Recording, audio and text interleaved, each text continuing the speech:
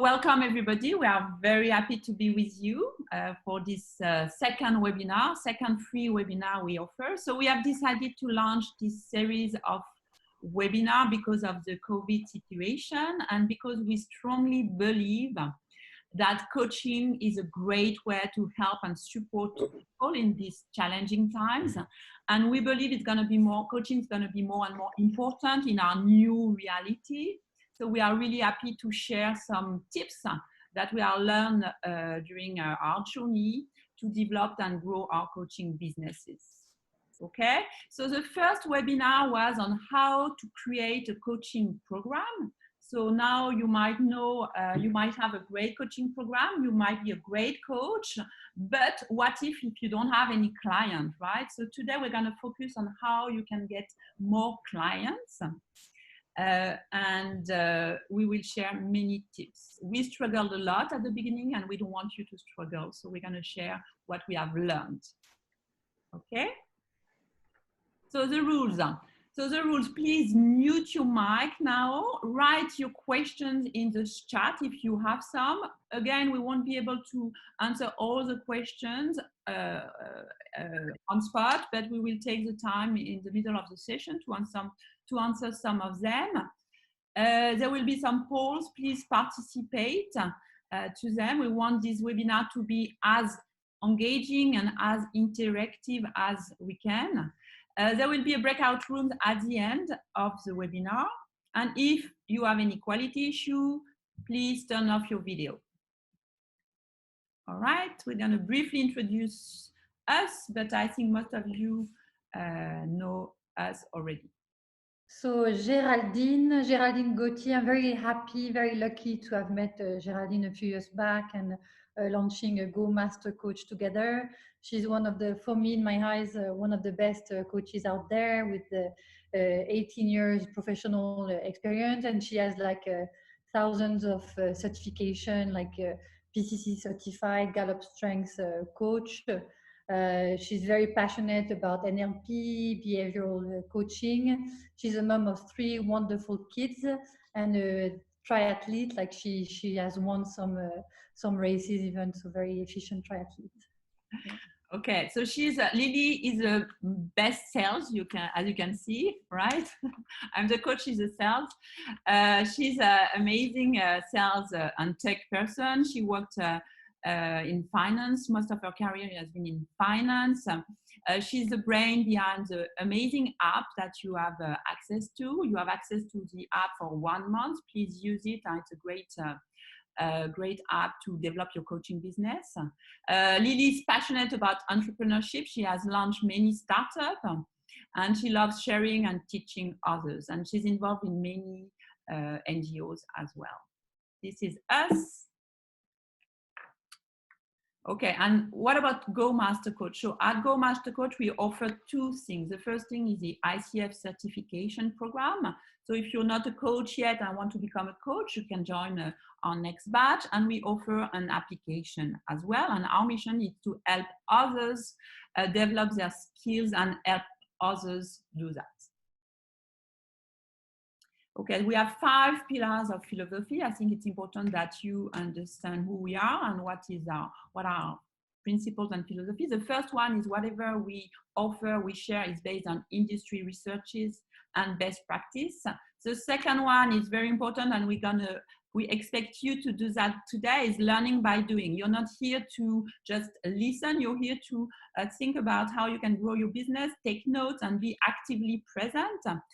Third one is about collective intelligence. We are very happy to grow a community of coaches, and we are all here to share what we know, our expertise, and we try to leverage that to the maximum. We really enjoy that. Coaching, when you're a coach, it's also about your own self-development journey. It's not only about your coach's development journey, it's about your development journey. So we are all learning and growing every day. And third, fifth pillar is about the digitalization. We believe coaching will be more and more digitalized, and we think it's very important to embrace technology now if you want to thrive as a coach in the future. Okay. So Okay, because we love to learn by doing, so everybody stand up. We're gonna release some of the stress from last night from the news in Singapore and from all of us, and let's go a bit crazy and dance together. Okay, so let's go crazy. Let's all stand up and release that stress. okay, we do like you, right? So do the same as Lily. Hot air balloon that could go to space. Yeah, like I don't care, baby, by the way. Because I'm happy I'm alone if you feel like a room without. Thank you, guys. Thank you. I'm happy I'm alone if you feel like happiness. Okay, and why we do that also is to engage your whole nervous system, to make sure you're fully present. We release the stress and we're ready, fully present to listen to the presentation. Yes, as a coach, it's very important to clear your mind, to connect your mental, emotional, and physical self together before you start a coaching session. And here, this is a great way to do that. So now let's focus and go through our first poll. We want to know about you guys. So we're going to share a poll. And we want to know where you are in your coaching journey. Are you a coach to be? Can you see the poll? Yes. Are you starting your own practice? Are you an experienced coach? Or are you the master? Please answer. Oh, I can't see any answers. Is it working?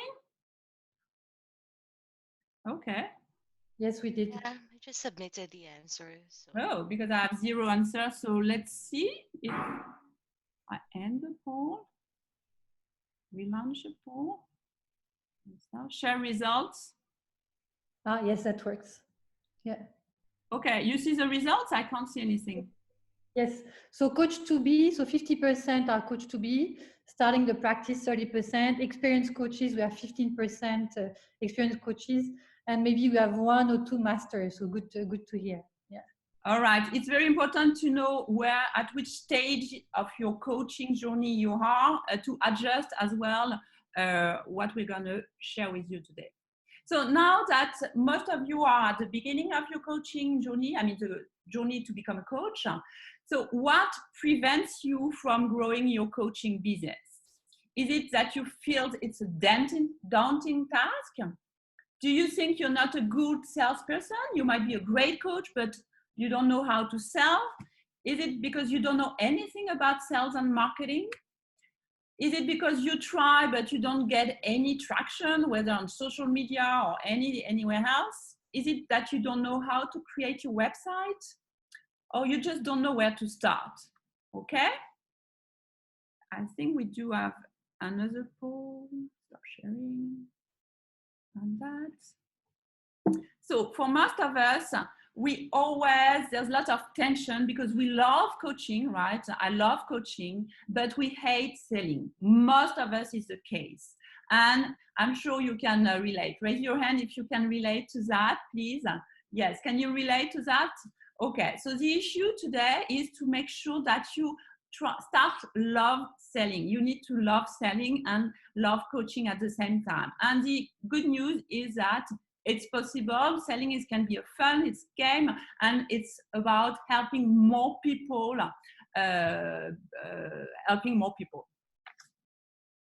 Okay. Ooh, we have another poll here. Okay, so let's launch a new poll.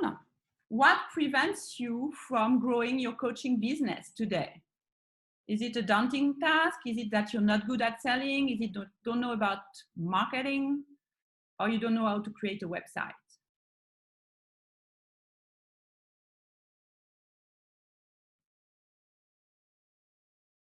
All right. I don't see any results. But maybe you see. Can you see? Yes, we see the results. So, it's quite even actually.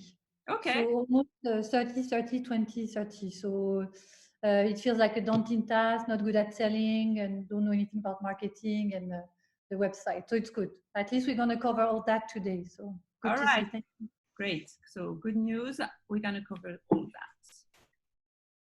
Now it's where do we start?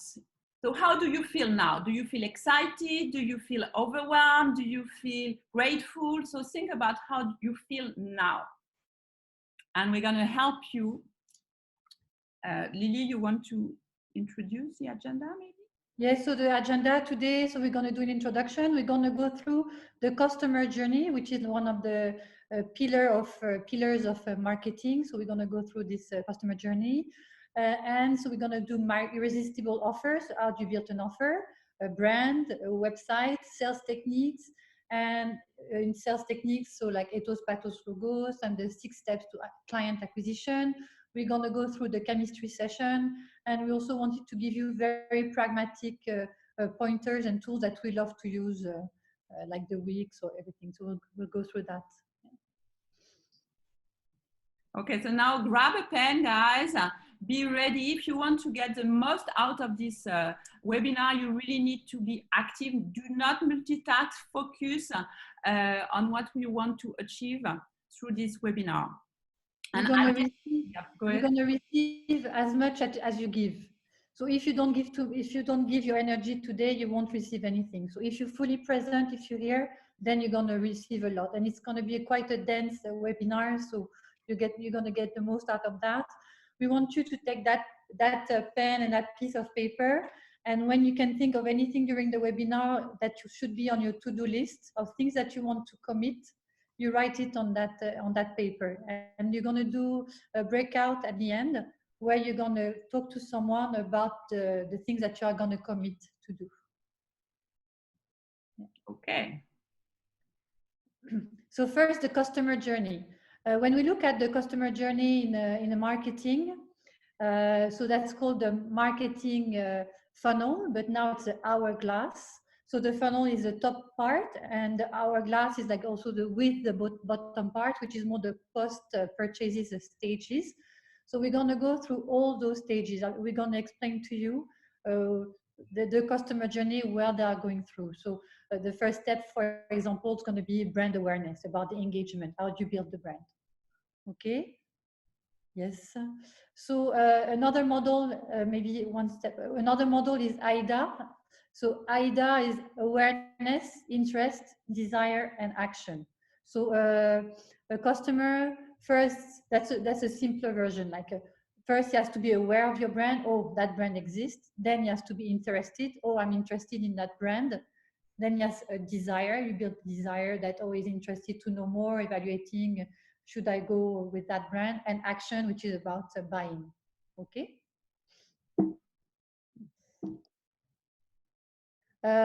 So the customer journey. One thing to know, we're going to go through it in a linear fashion today so that you understand the methodology. But a customer can arrive at any stage of the pre-purchase stage, the top part of the hourglass. They don't necessarily go in a linear fashion. They can join at one part and then go back at the top part. So we'll go through that, and each customer has its own journey. But at least for you, it's good to know that you have tackled every step of that journey, and also that we're going to see that you focus after the point of purchase, that you leverage those ambassadors. So we'll go through that also. So the first part, the engagement part, the brand awareness. So we're going to spend a lot of time also on this brand awareness. So first, on the brand awareness, it's about, you can go. So the My Irresistible Offer. So My Irresistible Offer, it's part of the brand also. It's and we went through that last week. So we just wanted to give a recap of what we have done last week, Geraldine. Yes, so basically what is very important, the first step is who are you going to serve? Who are you going to help? What is your niche? What is your focus of your coaching? So this is really the starting point. You need to know precisely who you want to serve, okay? And what your clients, your ideal clients, will get out of your coaching. So this is a very first step. We covered that last week. If you were not, if you didn't attend, please feel free to look at our webinar or ask us questions later on. Okay, sorry. So it's very important that you define your value proposition. Lily, you want to? Oops. Yeah. So let's imagine Mary saying, oh, I have the best holistic method to empower you, help you reach your purpose and full potential. And then you have Sarah, been out of the workforce for a while after taking care of the kids, want to figure out what should be your next move, have this 6-step approach program for you to identify clearly and find what should be, what is your next ideal job. So which one would you pick? You know, which one would you pick between Mary and Sarah, basically? Okay, so would you pick, like, if you were in that situation, would you choose Mary or would you choose Sarah? Okay, so when we look at it, there are two things with Sarah. Okay, first, she's very precise. She has a very structured approach. She has a program. Thank you, yes, Sarah, 90%, perfect. Okay. And also, she doesn't talk about herself. She talks like about the pain point of the client, being out of the workforce for a while. So first, you talk to your client. It's not about you, it's about them. You have a structured approach, and also the fact that it's very specific. It means that if you have a friend that is in a similar situation, you say, okay, I know Sarah, she's exactly the coach for you because you've been in that situation.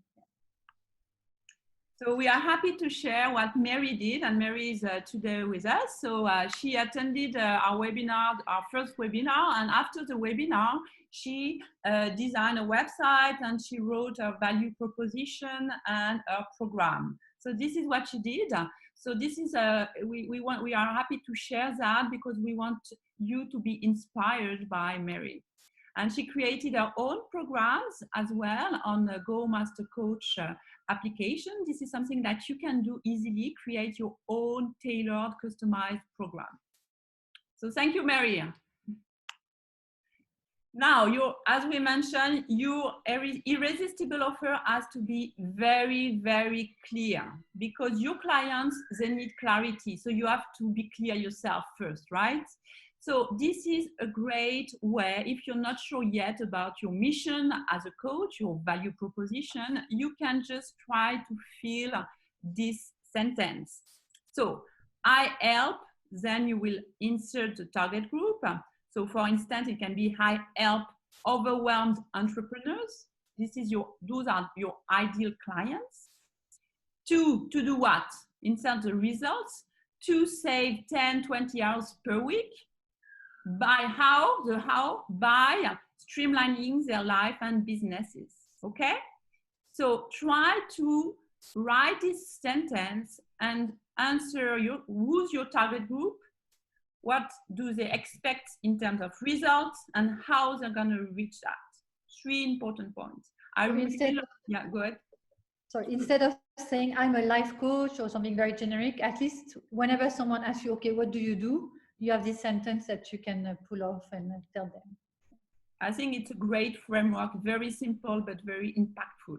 So if you're not yet sure about your mission, use this one. Okay? Next. So we have discussed about the irresistible offer. Now you need to develop your awesome brand. Okay, so the first step, we said it's a brand awareness. So that stage is almost a bit superficial. It's as if like when you meet someone in person, you're going to judge by the clothes that they wear. You know, it's a superficial layer of your offering. It's not even like your proposition, like your solution. It's about your brand. Like, and the customer will say, hello brand, do I like you? So liking like your colors, for example, we're going to go through that. Are you relevant to me? Do I want to hear more from you in the future? Okay, so you have to attract the qualified audience. They have to understand your branding. You know what is your vision in terms of branding, and the most important, the objective is that the customers, they want to interact more with you.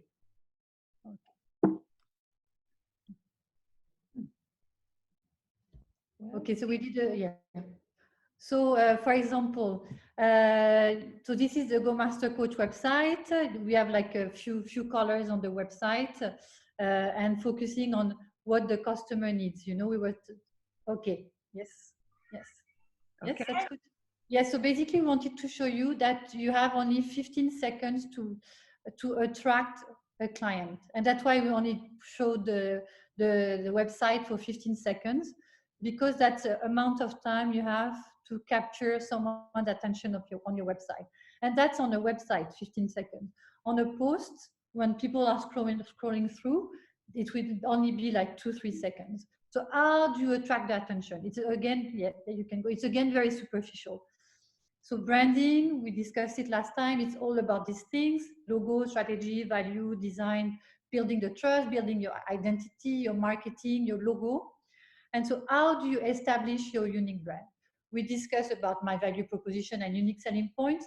And today we're going to show you how do you find a catchy name, how do you find the right brand colors, and how do you design your website. So we're going to go through these three things. So on the catchy name, I love those tips. My favorite one is about, so when you find your brand name, for us, for example, Go Master Coach, you need to pick letters that are highest points letters on the Scrabble. So for example, the G for Go Master Coach, the Z, the Q, okay? If you put a Z on it, people just love Z, like zigzag, zippy sound, it looks cool.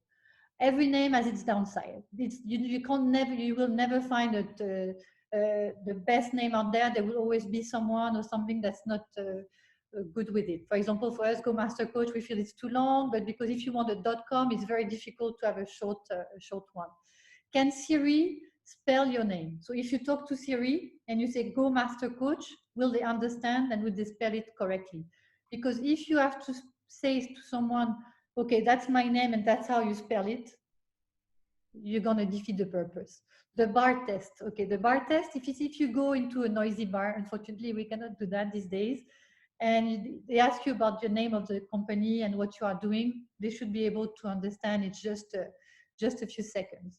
So test your ideas meaning like you could have like different landing pages and see what engagement you're getting like with two different names.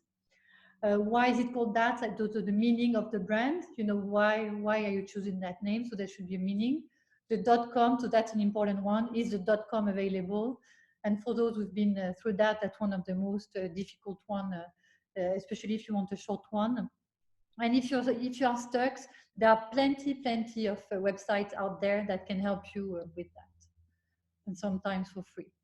In terms of colors, so it's very important. Each color has a meaning. We won't go through everything, but you can glance through. The blue, for example, is usually used for coaching because the blue is about the trust and it's about credibility. So you can choose different colors. The yellow is more on the warmth, you know, the happiness, optimism. So you can choose the colors that you want based on your values. So I would say maybe you can decide on what are your key values, your 3 values for your brand, the trust, the modernity, the optimism, and see what are the colors that would fit that brand. Okay? So I would recommend to use 3 colors, and it's the same like interior design, like you stick to 3 colors. Okay? And because otherwise it's going to be overwhelming for the coaches, for the clients, and it won't be like cohesive. There won't be any harmony, and they have to see that you have a vision for your brand. So the base, the accent, and the neutral. So base is your primary color. It defines the most your brand personality. Okay, I chose blue, but you can choose anything.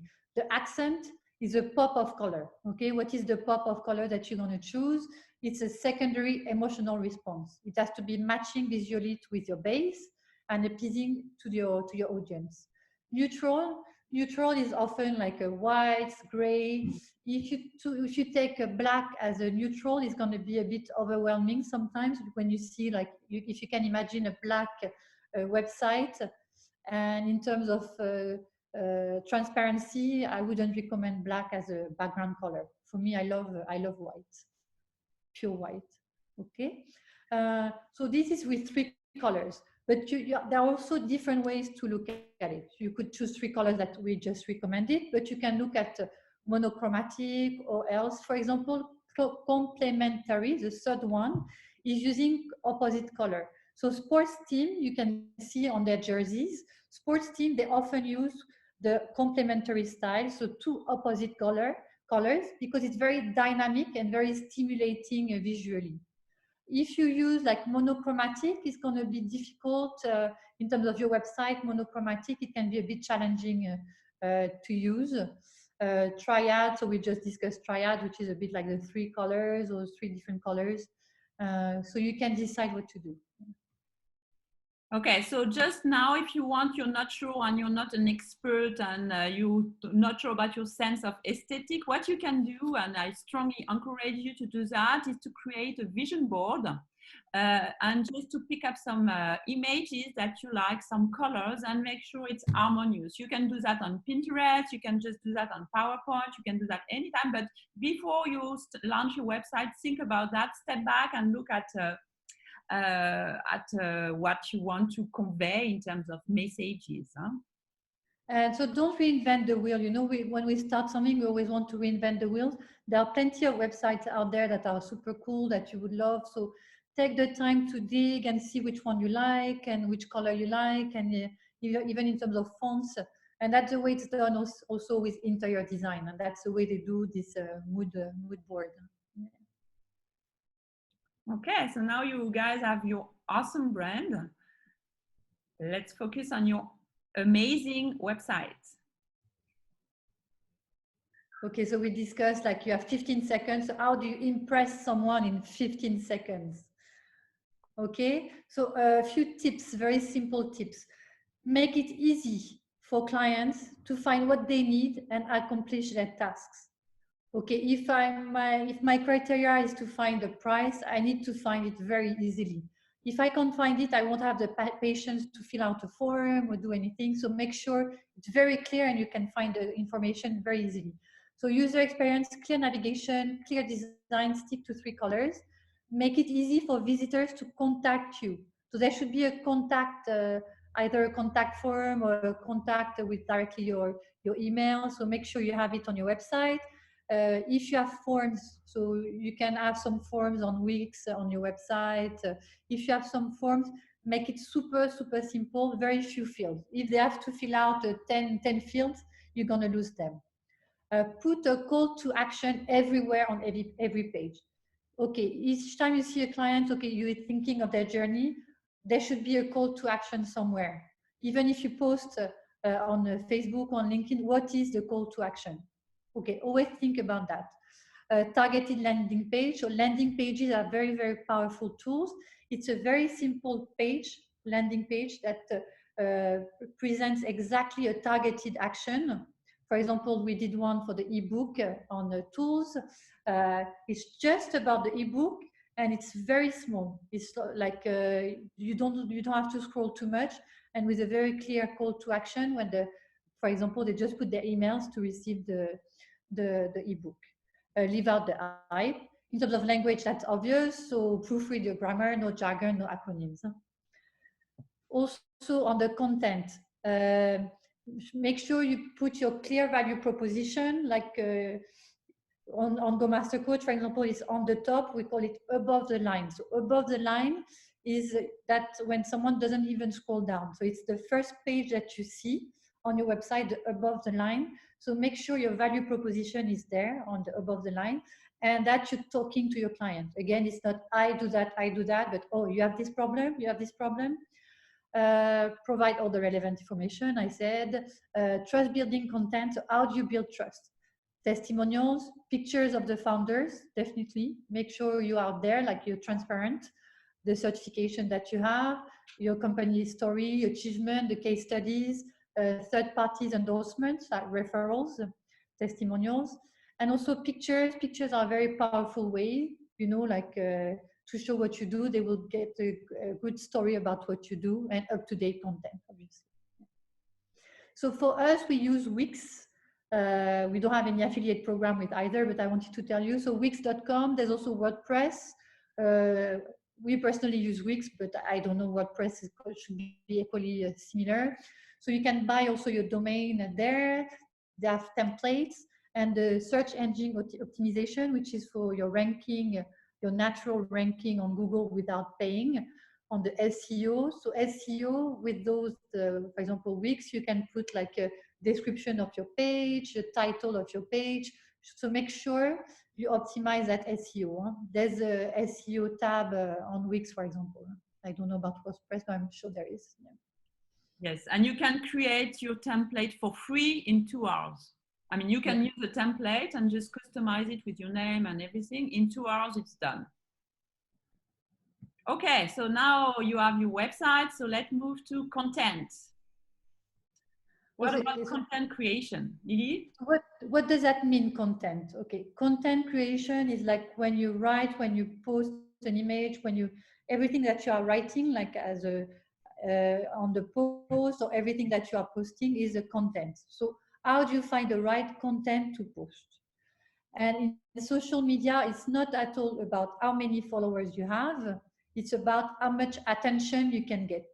Attention is the new currency. Reaching the customers is your new challenge. Okay, it's even like on Facebook. If you look at the business, if you create a business page on Facebook and you have 1,000 followers, they won't necessarily see your posts. So you have to engage with them. So we saw my irresistible offer, my brand, my website. So what should be your marketing strategy?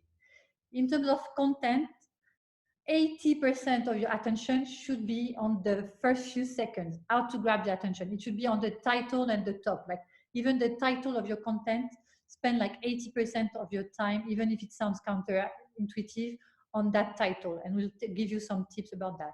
Call to action, we discussed that. What we are using at Go Master Coach newsletter. So you send frequent newsletters, and what is your target? What is your vision for that newsletter?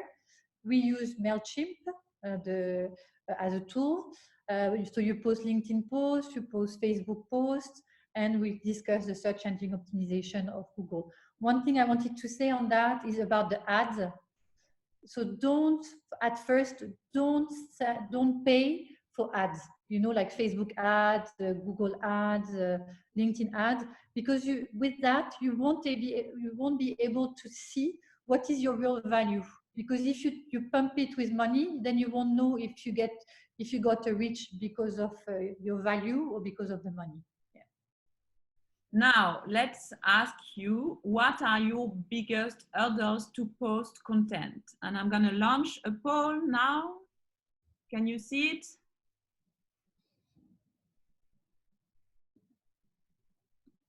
Yes. Okay, so first, I don't want to post content because I feel I'm exposed, people will judge me. The second one, I'm lacking ideas. I don't know what the hell I can communicate on. And the third one is, oh, I am so busy, I don't have time to create or post content. Okay, let's share the results now. And can you see the result? I can't see. Yes. Okay, Yes, so I'm lacking, so 47, almost half of the people today, I'm lacking ideas to create content. That's good because we're going to cover that today. So I'm lacking ideas. I feel exposed, 44% also. Okay, perfect. So we're going to go through that. So the fact that they're feeling exposed. Yeah. Right. And we're going to discover that, and we want to share about what we did. And we struggled a lot, and we are still sometimes struggling. But what we do is we try. And trying is the first thing to do. Be bold, try and fail and try again. And I love this spaghetti image because what we did and what we're still doing is try to launch spaghetti on the wall and see whether it sticks or not. And this is, I think, an approach. So yes, you have to try different approach. You want to share on some topics and some others. It's about trying, guys. And you will adjust and you will get feedback. And this is the only way to know what works, what doesn't work, right? So it's really about— And what would work for us won't work for you. So there's no one size fits all. It's all about your way of communication, of communicating, about the format, about the content, about the way you write. And so there's no magic formula. It's really an empirical approach. And I'm telling you, those spaghettis on the walls, we have a few on the walls, but we have also a lot on the floor. Sometimes we think, oh, this post is going to be the best post, like we're going to have 1 million viewers about that, and it's a big flop. So don't worry. Huh? Yes, Yes. and don't worry. And we are saying that it's a bit fun, but it's very serious. So don't. We are perfectionists. If you try to do the perfect post, the perfect content, the great message, very impactful, you will never post because it's very difficult to be 100% right. So don't waste your time. Just try, and if it's not totally perfect, that's okay, right? So it's very important. Just control your perfectionism and manage your little chatter in your brain that's saying, "Oh no, it's not good enough." That's good enough. Try, and you will see. So, okay, so what is great content? So great content is content with value. We're going to go through that. What does value mean? Discoverability, that it can be found, and creativity, it has to be unique. Okay, so let's go on the value part. So what does it mean, value? Those are ideas of values. Again, you have just 2 seconds on a Facebook post. How do you get attention? So ideas of how to create value. It can be entertaining, fun to consume. Can be educational. They learn a new skill. Can be emotional. You make them laugh, cry, live, feeling alive, thinking about something, connecting. Can be helpful. You're helping them solve a problem, the pain point that they may have. Participatory. So you could have something like a post engaging, interacting, others participating in your post, and unique. It has to be exclusive. The more unique, the better. Those are ideas of valuable content. Can you Okay. think of any, guys? Please write down. If you think of anything, write some ideas as we speak. Write them now. Something entertaining, something emotional, something that is very close to your heart. Be authentic as well. It's very important that whatever you share is really something that you value, you care for, and that it's something that you fully align with, so that you're not worried to be exposed. If it's aligned with what you think, what we believe, what you feel, that's fine. It's okay. You can be exposed, but it's you, it's fine. And people will judge you, maybe, yes, okay, but it's you, it's okay. You're confident enough to be to share. Okay. Okay, so you were saying, how do you find topics? That's one where you can look at. So here are a few pointers. As said, on average, 5 times as many people will read the headlines compared to the body. So the headline is very, very important. So you have some tools to analyze the quality of your headline. Okay, so share through AM Institute. AM Institute, we put the print screen here. So you would put your headline, and they would give you advice on the suggestion and how to make it better. If you want to find for inspiration on what are the most shared content, key influencers on a topic, so you can find inspiration. You can go at BuzzSumo. The third one, what question people are asking about your topic. So that's answer the public. If you look at the print screen at the bottom right, so for example, we looked at coaching, and that's a mind map. So it's a big circle about coaching. So for example, why coaching? Why coaching is important in leadership? Why coaching helps? Why coaching in the workplace? So it's really a way to find ideas. You would have like maybe 100 topics about coaching, and you can make you think. A good way also to attract would say, oh, top 5, what are the top 5 ideas to help you? Like if you do like a top 5, top 10, that's also very striking. Yes, and you have a tool. Yeah, no, you have a tool. Yeah, you have a tool to test the readability of your content. So it's called readable.io. So basically, you write your post, you copy paste it into that tool, and they would tell you, oh, be careful, this sentence is too long, be careful that grammar. So it's really, really user friendly. Yeah. And yeah, we have a question from Emma Noguchi saying, okay, can great content be a personal story? Definitely the best content you can share, right? People need to relate, definitely. So if you're happy to share about yourself or your clients, or if there are, of course, you don't want to breach any confidentiality, but the more personal it is, the better it is, obviously. And share about your vulnerabilities as well. It's very important. Okay, so next. Okay, so creating content can be very, very, very time consuming. So it's important that when you write, let's say, an article on LinkedIn or a post, think about the fact that you can reuse that content. You can reuse that content in an infographic, as a podcast, a video, white papers, event. So reuse your content, because it takes so much time to do that content. So always think when you do your content, okay, where else can I post that? And we always think, oh, people are going to see all my content, even my close clients, my close friends, but no. People will see not like the best followers will see like maybe 10% of your content. So don't be shy with that. And usually if someone follows you on LinkedIn, they won't follow you like on a podcast.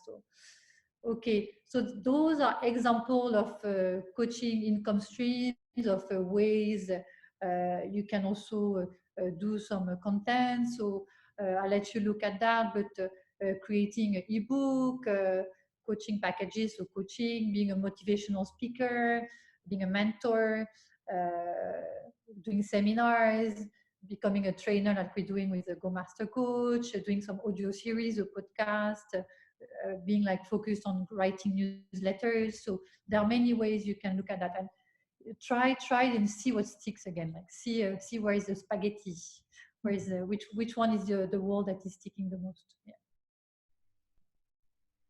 Okay.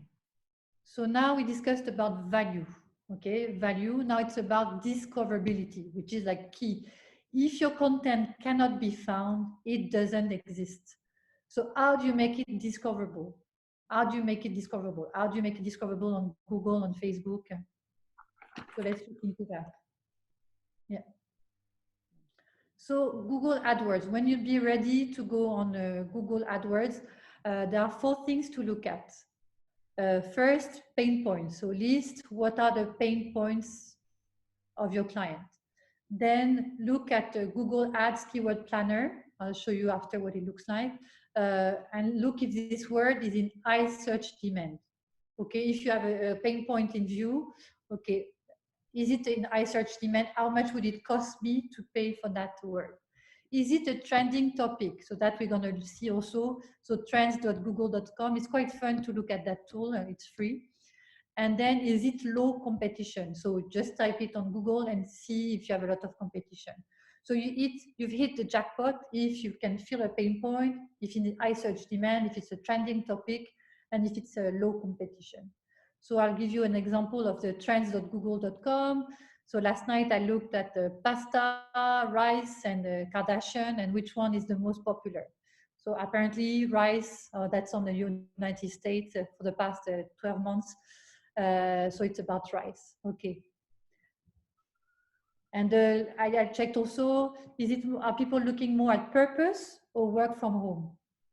I was surprised to see that people still look more at purpose, and they're like positive, looking at what should be my purpose instead of like work from home.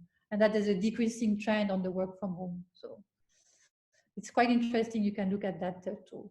So Facebook, okay, Facebook, only 1 or 2% who like your business page. You know, you're going to put a business page on Facebook, will see your content.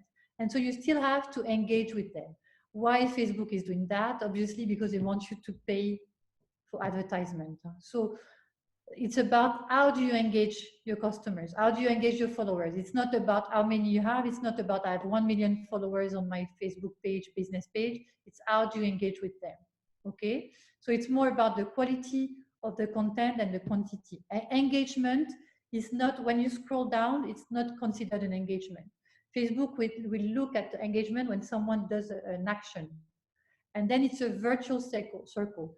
The more engagement you have on a post, the more they will show your post. Here I've shown you business.facebook.com. Maybe we'll do another webinar specifically on that, which is about the business manager, creating a custom audience, and ads manager. So it's like almost like a dashboard. It is a dashboard of your Facebook insights. So when you post, how many are looking at at your post, how many have clicked, so you can see all the data at the dashboard level. Another analytics tool that I love, it's called Analysa.io. Okay, so Analysa.io, yes. So Analysa.io, you can see, also it's very easy. You just put your Instagram account and they will tell you exactly like the numbers about your Instagram account. If you want more information, you have to pay for the upgrade. So that one is quite fun. How does Facebook newsfeed ranking work? And that works for any social media. So let's say I'm at the restaurant and I'm waiting for my husband, my partner, and he's telling me, he's calling me saying, oh, Lily, can you order the food for me? I'm arriving late. Can you order? I'm arriving in a few minutes. So what do I do? First, I look at the inventory. I look at the menu. What does the restaurant have on the menu? So that's also, Facebook is doing that. They're looking at all the inventory, all the posts that are available on Facebook for you to see.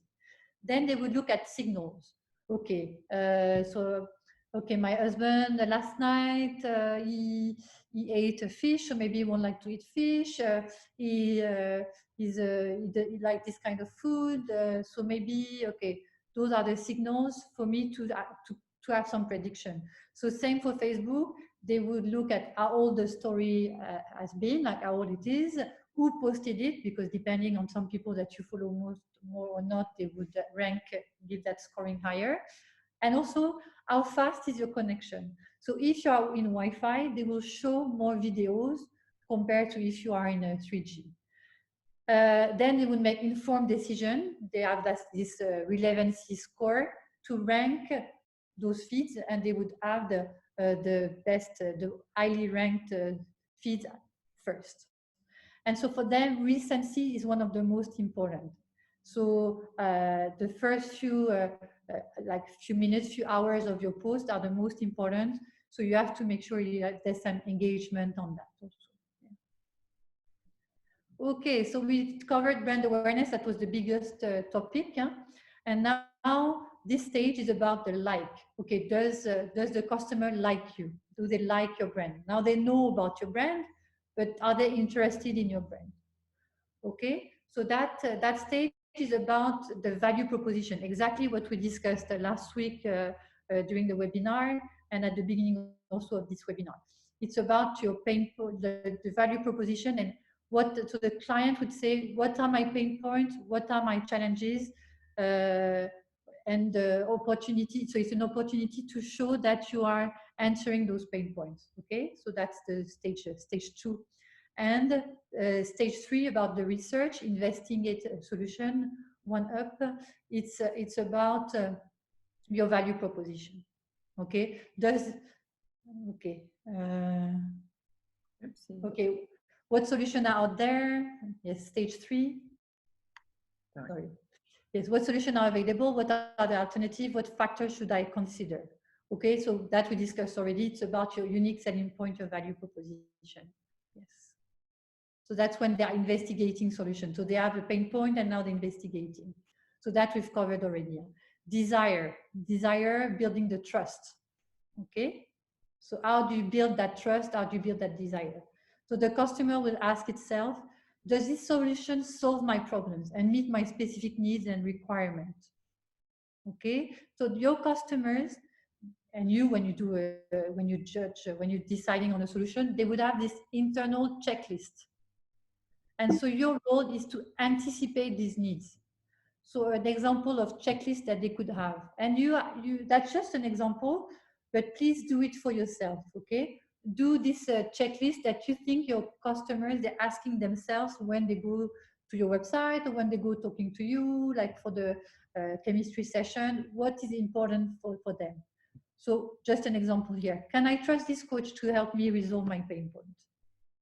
Has this coach coached similar client in a similar setting? Is this coach certified? Does this coach have a structured program and access to tools, to a toolbox? Also something that is very important, would it be a good fit? Do I feel like a good chemistry? Could I get along with that coach? because we're going to spend a few months together. Would that be a good fit? And the price, again, make sure your price is on the website and everything. Yeah. Okay, stage 5 now. Justify. Why do I really need this now? Why is this one of why should I choose this one? So why? So we're going to go through that, and we're going to explain exactly how you can show your value. Yeah.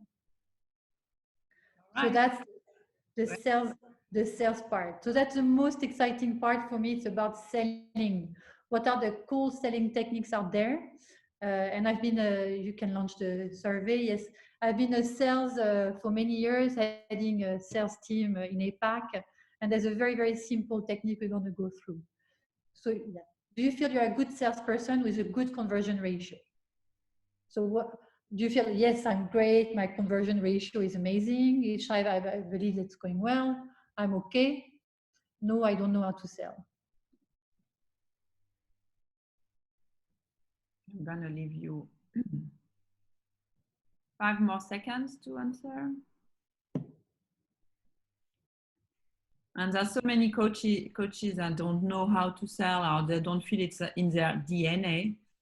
But it's more about learning how to do it and liking how to sell. Okay, so let's share the results. Okay. So half of you saying I'm okay. No, I don't know how to sell. So I would say 85% feel that they need that. Okay, they need help. So we're going to share with you the coolest sales technique that I use all the time.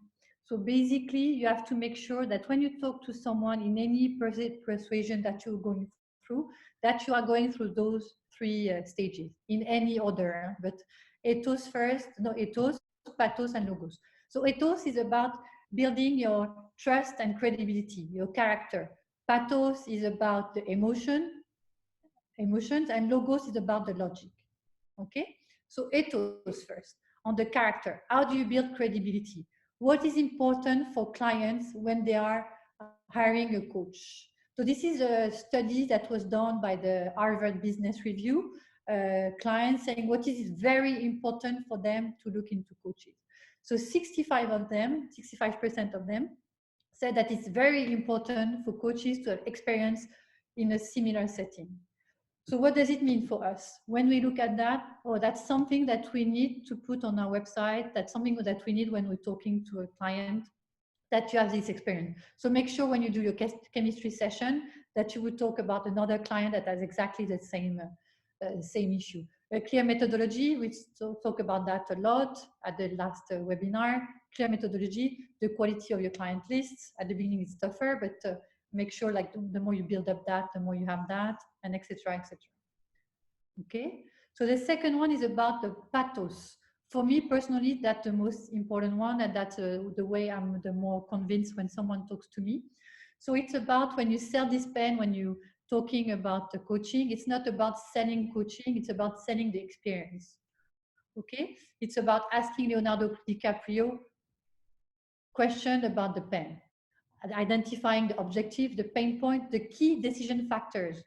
What is important for your client? How would he decide on you as a coach compared to someone else? Make sure you are genuine with the pain point. You have to be authentic when you're asking them about their pain point. Please, no one-sided sales pitch. Please leave them, let them talk. You just do your sales pitch almost like the very last few minutes. Commonalities. Why do you always do small talks at the beginning? Yes, it's to warm up, but it's very good also that you can find some commonalities with your client, because unconsciously they will connect even more with you. Like it can be, okay, oh, they love a triathlon. That's great. You know, they would feel instantly connected because you have the same passion, for example. So if you want to close engagement, you have to stop talking about coaching and start coaching. So you are coaching. When you do the chemistry session, coach, and don't sell. Okay. So we have 2 years. We have 2 years. Sorry, we have 2 ears and 1 mouth. So use them proportionally. Okay. So how do you look at pain points? First, cost questions. So cost question, like digging on the pain points. How do you dig on pain points? So those are examples of questions. You can make your own. Huh? So how would you feel if you don't resolve this pain point soon? What is the impact on your stress, on your time management, on your team, your family, depending on the issue? What is this lack of engagement costing you? What will you tell yourself in 5 years in the mirror if you have not overcome this pain point? So if I give my example, so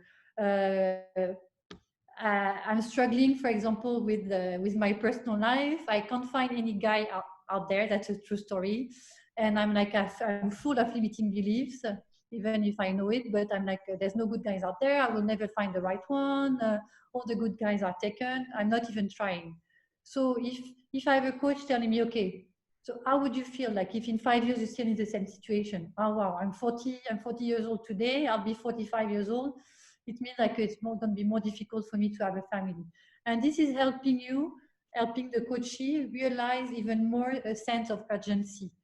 Because it's so easy for me in my situation to be comfortable, and the cost of change is so difficult, like it's so high, the cost of change compared to this sense of urgency. It's so easy for me to say, I'm okay, I'm comfortable like that. I'll do that another time. But that's a topic that's so important for me that I need to work on it now. And that's what you have to be able to show through those cost questions. Then you can shift to the value of solving those pain points. What becomes possible when you have resolved this pain point, where you have found the perfect guy? What would it mean to you, to your team, to your family? How would it impact your stress level? What will the future look like? How would it make you feel? Okay? So that's on the pathos, focusing on the pain points. And then the logos. So the different people have different personalities. If you know, for example, the MBTI, some people are more fact-driven, some are more emotional-driven when they make decisions. So make sure you tackle also the logos. So logos is about the structure, showing your program, showing that you have a toolbox, showing that you have proven results like testimonials, showing your value proposition. And a tip that I love, so at the end, you will ask for feedback, for example, at the end of the chemistry session, but also ask them, what would you like to do next? Because then you put the ball in their court and they are the one investing in the solution. What would you like to do next? Okay. Yeah, I think it's a great tip. Right. So this survey is about what is important for you. Is it more ethos, pathos, logos? Knowing that all three are important, but maybe there's one that is a bit more important for you, so that we know. I don't know the answer. What is the most important for most people? So ethos is about credibility, certification, experience. Are you going to be more convinced by a coach or all that? Are you going to be more convinced by a coach that you clicked with, like you have a good connection, you feel heard, you feel understood, and you had a mini breakthrough during the chemistry session because you use that as an opportunity to have the coaching experience? Or logos, which is about, oh, he has a great, this coach has a great structure, great program, great tools. So which one is the most important for you? Let's take 5 seconds. I'm very eager to have the results to know exactly, because yeah, I'm wondering, like for me, I feel very one way with that, but I'm sure. All right, should we share the results? Yes. Share the results. Oh, wow, see? Wow, okay. I can't see, can you? It's 80%, it's very interesting, Geraldine. It's 80% pathos, Okay. 14% logos, and 6% only on the ethos. Wow. Very, very interesting. 80% pathos. I wouldn't have expected that much on the pathos. So, see, it's all about coaching. Huh? So coach them during the chemistry session. Huh? Yeah, that's a very, very interesting one. And the TED Talk, there have been some study on the TED Talks, and they realize that the vast majority of the time is spent on pathos as well during a good TED Talk. It's about sharing about personal stories, engaging emotions. So that's yes, true. It's a good example on the TED Talk. They often start with the ethos, establishing their credibility, and then going through the pathos. Yeah, so now we're done. You've closed the deal. So you've closed the deal. The client is very happy. So one stage you should not underestimate is the purchase. Okay, purchase stage. You have to make it seamless for your clients to be able to purchase, because there's so many things that they can think of between the time that they've decided, for example, at the chemistry session, and the time that they actually pay. So make sure it's very easy. It's like just one link and they can pay easily. Okay, so should I pay or not? How do I pay? They would think of like concern, blockers, objections. So as I say, it may be easier for the client to accept the status quo compared to the cost of change. It's so easy to be comfortable even when you are in a painful situation. And someone smoking would be in the sense like a smoker that wants to quit is in the same situation. So congratulations, your client now has paid, and they are a client of yours officially. Okay, I'm going to go through that a bit faster, but it is a very, very, very, very important stage to look at what's happening after they have paid. Okay, so first, onboarding. How do I get started? So make sure the onboarding is done very well. Okay, a rocky start may cause your customers to second guess their decision. So send the coaching agreement, send the program, the first tool. So the next webinar next week is going to be exclusively on that stage, on the onboarding stage. Satisfaction. Does my coach care about my success?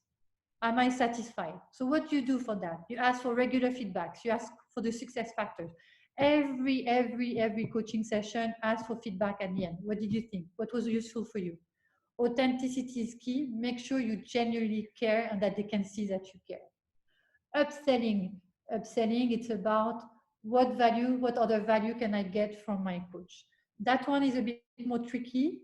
This is a marketing journey, but it's more tricky with coaching, because coaching, you're not supposed to create that dependency. So make sure it's a positive value. If it's for a corporate, it's a bit easy to sell packages, to try different angles.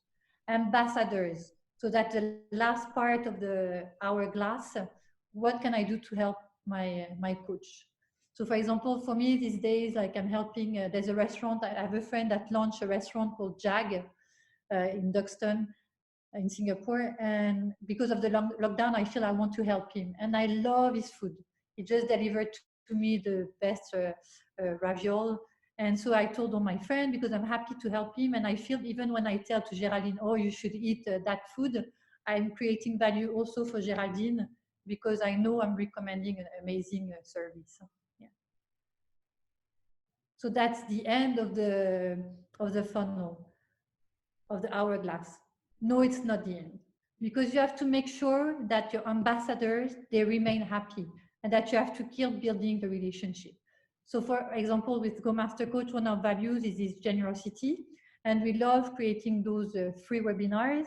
On that webinar today, you have some people that did the training last year, the certification training, and we keep engaging with them. We keep giving them like a free access to webinars, free mentoring session, because we want to keep the relationship, because we want genuinely to help them.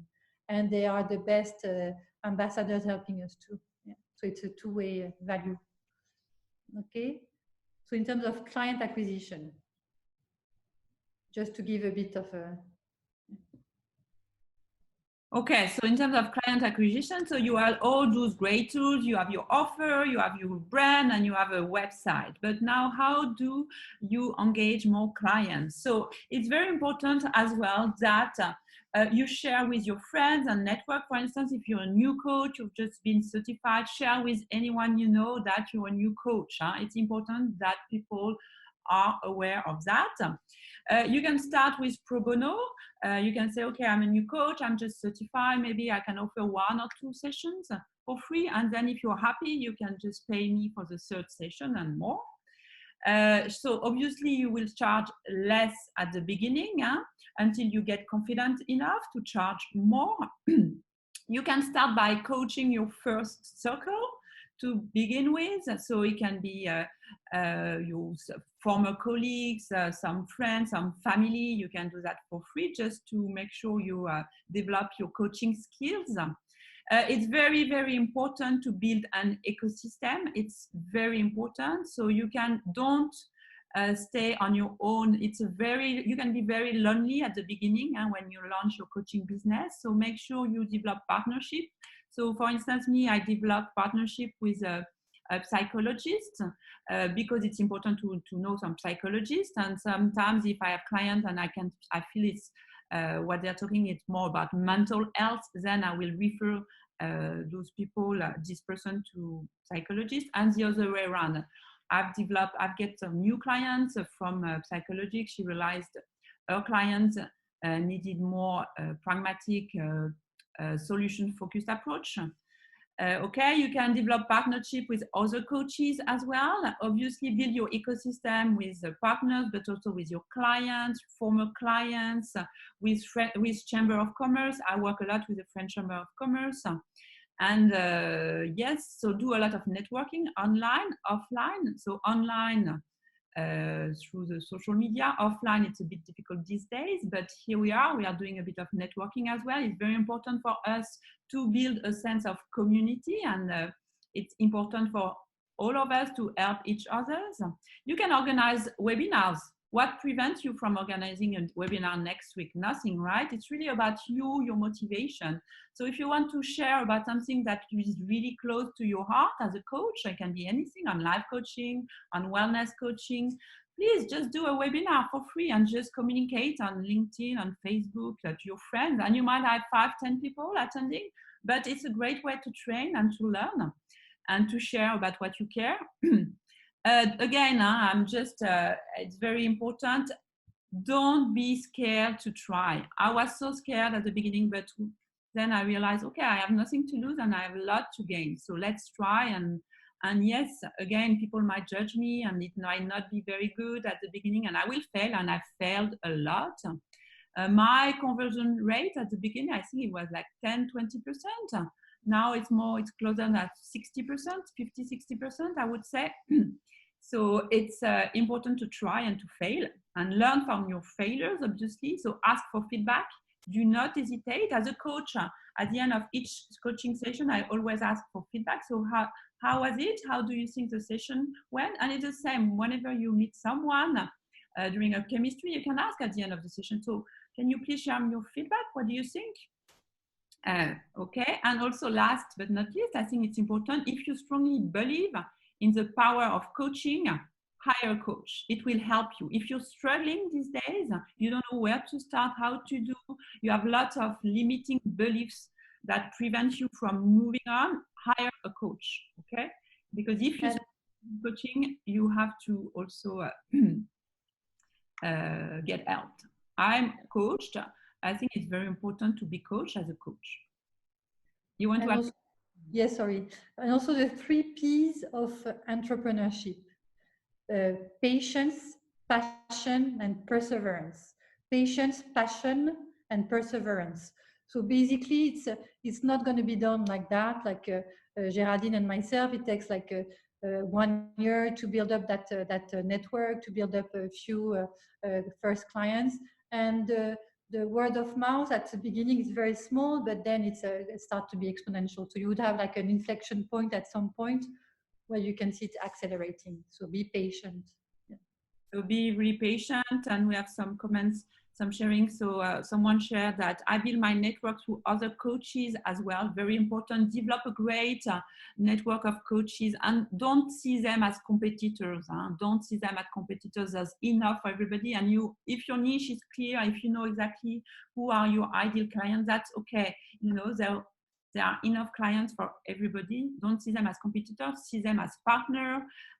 It's a much more fulfilling way to develop yourself and others. Someone is asking, when is a good time to start? Do I need to wait until I'm certified? I would say no, you can try and coach your friends, coach your family pro bono. It's very important to practice. You all know, experienced coach know practice is what matters at the end of the day. You will try new technique and you will develop yourself. Okay, so that's pretty much about it. Should we go through this one quickly? Yes, so we discussed that also last week, and the 6 steps to client acquisition. Define your niche.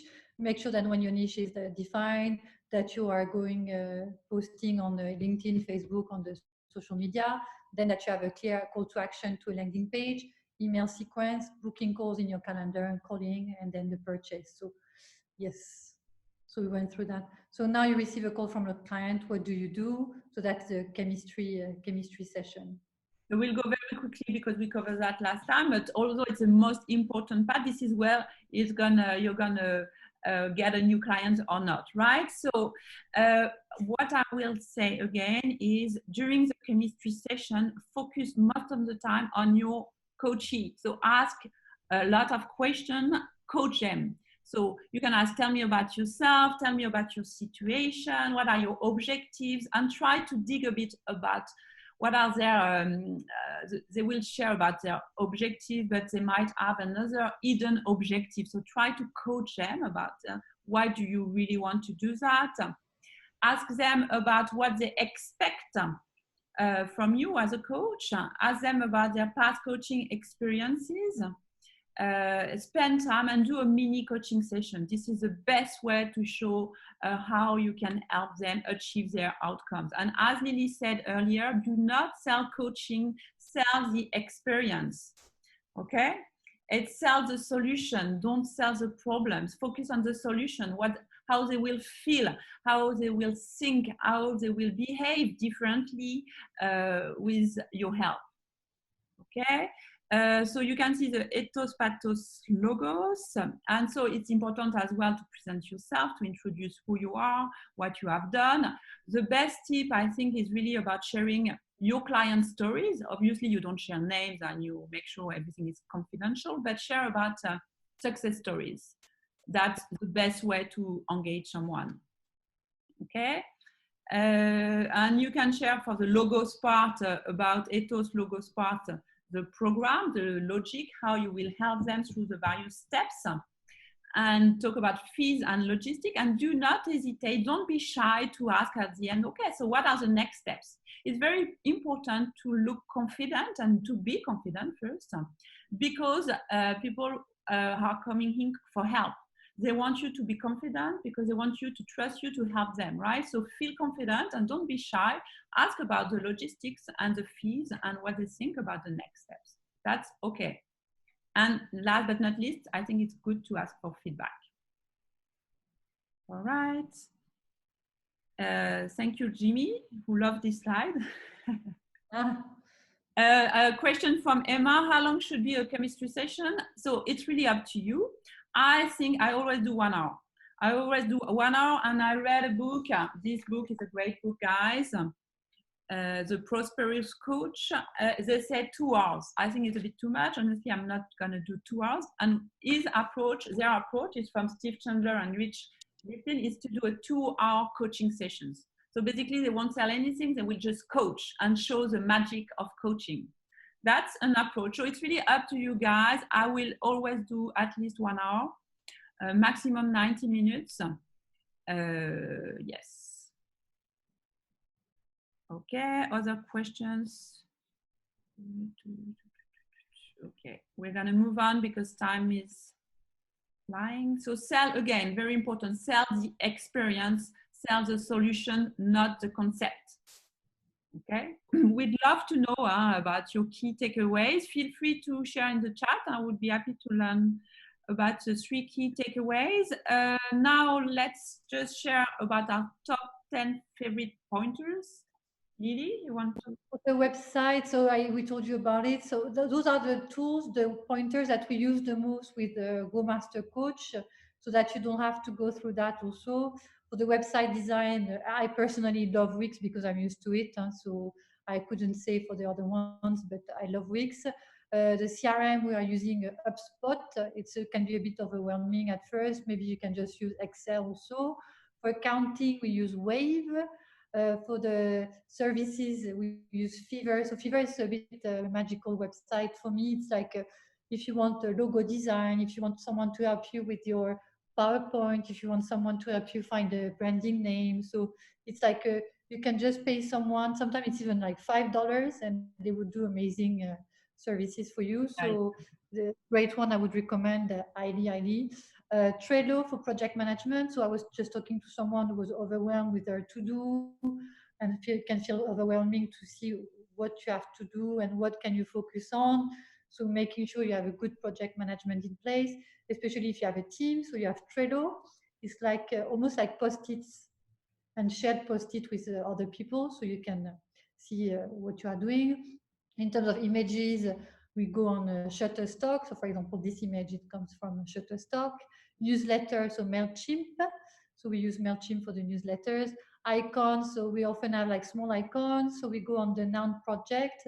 You can download basic, you don't have to pay that one. A basic download, you download it SVG, the one on the right, SVG. And then if you put it on a PowerPoint, then you can color it the color you want. Okay, so if you download it in a black and white, you can put it there and make it purple. Typeform, so I love also Typeform for the forms. If you want to have like a cool form with a good user experience, you have Typeform. So we're using that for the feedback form. On Wix also you have forms. It's called automation on Wix. Yeah. And for the toolbox, obviously the best toolbox in the world is the Go Master Coach app. So we gave you access to that app for those who haven't access to it. If you don't, send us an email, but everybody should have it. And we give you access for 1 month for free. And then after 1 month, so you can show on the next website, after 1 month, you will get another 2 months free if you put your credit card. Yeah, so that's on. Yeah, and it's 18 USD per month. Most of those websites are free.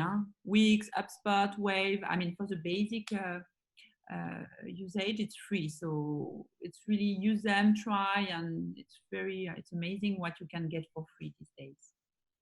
Okay.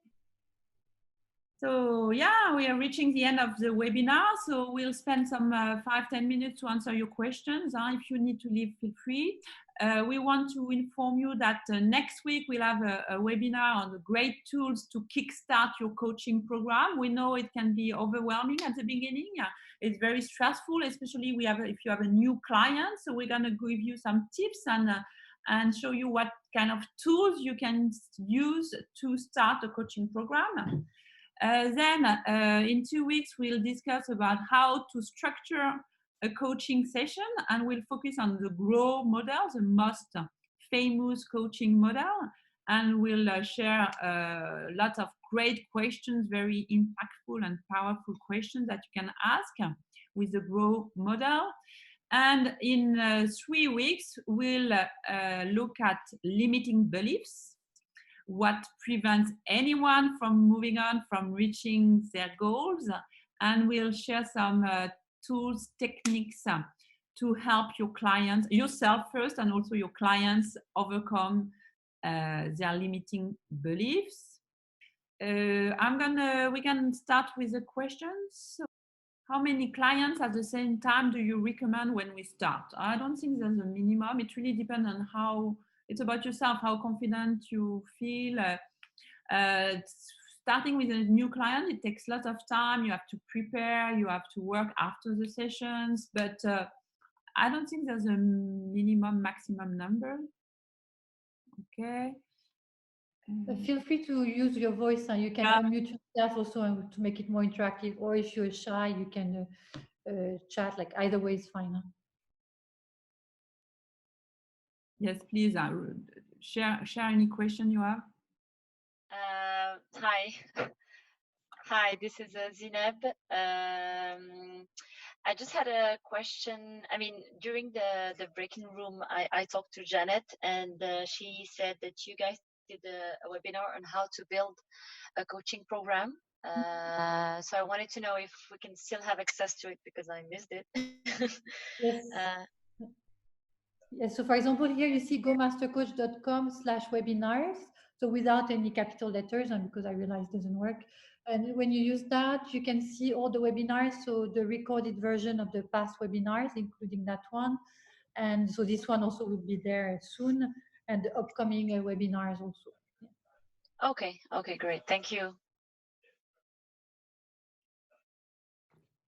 So there's a question from Rose. If we subscribe to the app, can we get our clients, coaches, use the tools in those? Yes. So we give you free access to the app as a coach, and then you can invite as many clients as you like on the app. So you will create Okay. a file for each of your clients. And you can try with your friend, your spouse, whoever you want. And you can also use it to coach yourself. So there's in the app, there's a self-coaching part. So you will be able to do all the assessment, all the tests yourself. And one that I really encourage you to do is a 360-degree review. So you can do it for yourself. And Great if you tip. go, Thank you. Very helpful. you're welcome. And if you go on gomastercoach.com/toolbox, so toolbox instead of webinars, then you have a video explaining, I think it's a 1 or 2 minute video explaining everything that you can do with the toolbox. Question from Juliette. Is a chemistry session free? Yes. And usually, because I understand that, Juliette, what you're doing is that you're doing just one coaching session. When I do a chemistry session is to offer a program. So it will be several sessions. So I always do 1 hour for free. I just have a really practical question. Is how do you build your content as a coach? Which means, do you have already in mind some methodologies or some things that you will teach to your coachee before listening to him? Do you come with something prepared, or you just learn tons of tools, tons of methodologies, and then you just adapt? And basically, how can I get prepared? Should I build my content, or should I learn about tons of things and then make it happen? Okay, so it's very important to be agile. You don't want to force your client to use some tools. So it's very important to be agile and to help your clients find their own solution with some tools and techniques. So what we do, when I coach, I know a lot of tools that are available. Some are on the Go Master Coach app, and I have lots of techniques. So I will adjust and adapt in the moment. It's very important to dance in the moment during a coaching session. So you need to be very careful. You don't want to impose any tools if your client is not willing to do that. Lily, you want to add? Yeah, you could prepare programs. You could even have 3 programs in your pocket, or you could even on the spot. That's even more cool. You have a paper and a pen and say, okay, let's, because of what we discussed, we could do that, and you design the program in front of them. Or you can have a program already prepared, a few programs, and based on what they discuss, you can show and say, okay, maybe this one we can adapt, so that you show that you have a structure. Yeah. Okay. Actually, sorry, I'm sorry. Actually, my question is more in the long term. For example, let's imagine you want to scale your program in the long term. I know some coaches do this, especially in the US. Well, once they start getting a lot of people, etc., they just build some programs with videos, etc., that you can follow as a coachee, and this will help them at the same time get more users and clients. So Yeah. that's the whole thing. Is how do you should we, is it do you think is it better to start first with one-to-one interactions, build experience, and then after this, based on all your experience, create the programs accordingly? Yeah. So in terms of communication, I would say that's a spaghetti on the wall. If you think oh, I'm inspired to do a podcast, I'm inspired to do a YouTube video, a YouTube channel, or I'm inspired to do a live content on LinkedIn that could be very powerful, then you try and see if you can get traction, if you also enjoy it, because you have to be also in your own flow of liking what you are doing, so you are more efficient and at it. Yes. No, I see. I get you. I think it's 2 different approaches, and I think there's no right or wrong approaches. It's really what you want to do, but why not? It won't be called as coaching if it's very structured, and if it's more like following a program. I would not call that as a coaching. But I think both approaches are good, but you can try both as well. And you can create content, podcast, video, and people will have to follow a path. But if there's no interaction, it's not coaching. Yeah. Okay. And just for my vocabulary, podcast is only audio? Yes. Yeah. So podcast, video. Yeah. Podcast is audio only, I guess. Yeah, podcast is audio. Yeah. Okay. Thank you. Any other questions? Anyone wants to share anything? Hi. Hi. Hi, I'm Silas. I have a question because although I wish to step into the coaching career, I also have other sides of me. For example, I work in a corporate and I have a professional career. That's why my LinkedIn profile will be more from that perspective. And then I have Instagram account, but that is more for my private use. It's like more personal stories and stuff. So I wonder how my coaching profile on the social media can fit in all these, but not mixing up and so on. Mm. So do you feel your company is supportive of your coaching, that you are developing your coaching skills? Can you be a bit more open about it, or is it difficult? No, I didn't raise it. It will not be an issue from perspective of whether my company allows or not. It's more about the branding, profiling, and so on. Because right now my LinkedIn, for example, is more for like corporate career perspective, not so much about coaching. So the audience will be different. So I wonder whether you would have different profiles on the same social media, or you would do in whatever way that you think you can keep both without interfering each other. That's a good question. Like on LinkedIn, should you create two profiles, one for your professional life and one for the coaching, or one? There are pros and cons for each, that I'm sure that you have to rebuild everything in your network if you are creating a new profile. So that might be a bit challenging, and to like maintain two profiles. But why not having two profiles on LinkedIn actually? What would you say, Geraldine? Honestly, I don't have a clear answer on this one. My first thought was, okay, I would leverage my current network and try to find topics that are both corporate and coaching related, and there are lots of them.